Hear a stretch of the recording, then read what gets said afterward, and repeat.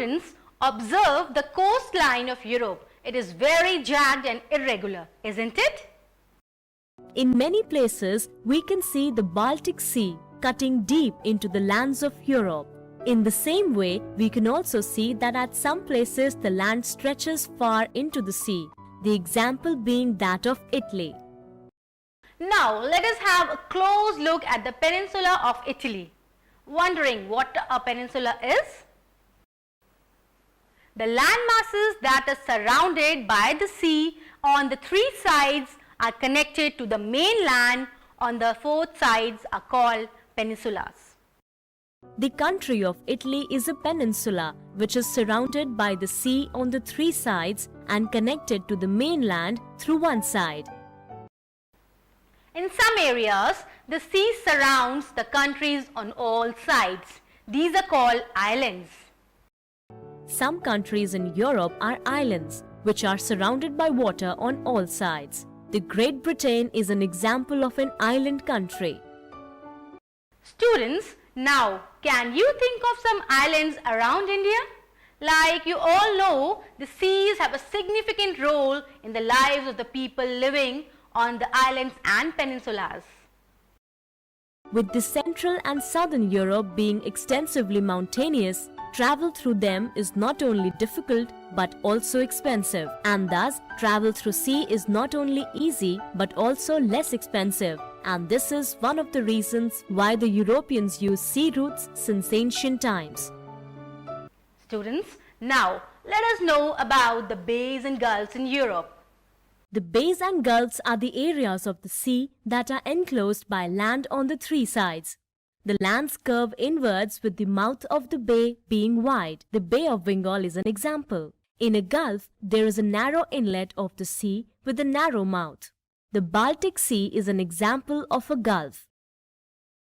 The bays and gulfs are generally protected from the winds by the high seas. This is the reason that the bays and gulfs are very helpful for building harbors. Harbors are places where the ships are anchored and the cargo is unloaded or loaded. The deep gulfs and bays are ideal for building the harbors as they help for anchoring large ships, and the deep waters prevent the bottom of the ships from touching the sea floor.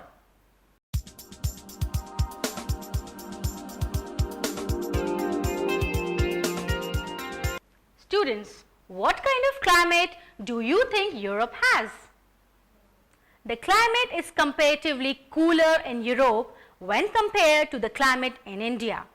Most of the countries in Europe experience warm summers and snowfall in winters.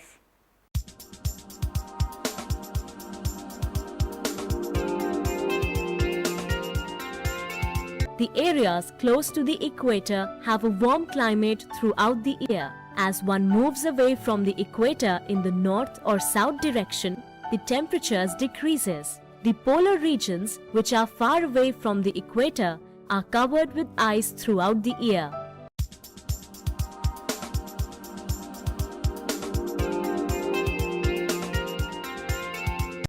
Another important feature that influences the climate of Europe is the Atlantic Ocean. The winds from the Atlantic Ocean influence the climatic conditions, especially in the coastal regions. Winters are generally cold in Western Europe but colder in Eastern Europe.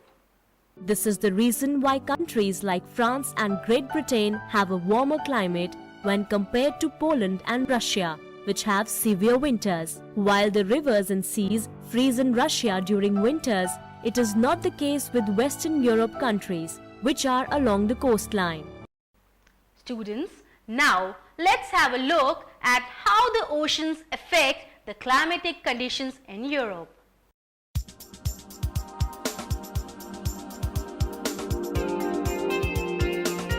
The winds blow from the Atlantic Ocean towards Europe throughout the year. As the winds blow from the western direction, they are called westerlies. These winds are warmer and are moist and blow throughout the year. The climate of Western Europe, hence, is influenced by the warm and moist winds that blow all around the year. There are other types of winds called the trade winds. The trade winds blow from the south of Europe towards southwest direction and help in taking the ships from southwest Europe to the east coast of America.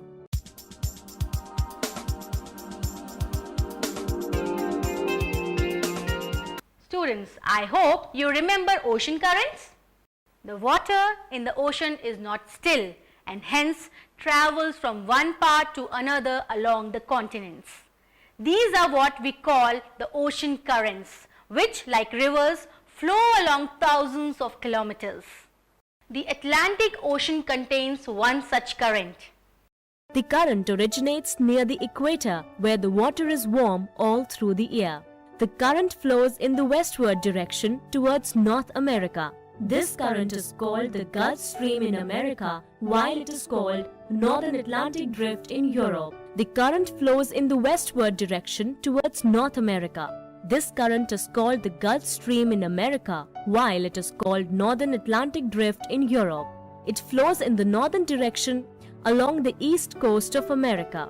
Under the influence of the westerlies, this current advances to Europe in the northeast direction and touches the western coast of Europe. It is because of the warm ocean currents carried by the Gulf Stream that the waters in the ocean on the east coast of North America and west coast of Europe do not freeze in winters. This helps in the movement of ships to the ports in these areas even in winters.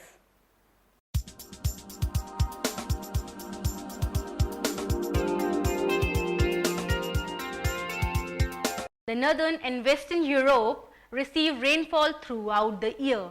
Let us find out why. The westerlies that blow from the sea throughout the year carry a lot of moisture to the northern and western Europe. This is the reason that there is regular rainfall in these regions. Students, now can you understand the difference between the climates in India and Europe?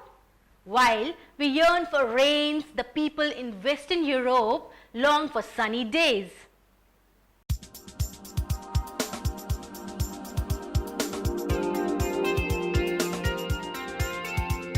The countries in the southern Europe are bordered by the Mediterranean Sea on the south. These countries are therefore called the Mediterranean countries, and they exhibit the Mediterranean climate. Students, here is an exercise for you. Make a list of all the Mediterranean countries. As the Mediterranean countries are located in the southernmost parts in Europe, they are not under the influence of the winds from the Atlantic Oceans. The westerlies blow only during the winters in these regions, which bring rain to the Mediterranean countries. The summers are warm and winters are not very cold in these regions, unlike Western Europe. The dry summers and the rainy winters in the southernmost countries of Europe are called the Mediterranean climate. The Mediterranean climate can be seen in many regions in other continents also. The regions with the Mediterranean climate are ideal for cultivation of juicy fruits. The fruits like grapes, olives, figs, oranges, etc. are grown widely in the southern Europe.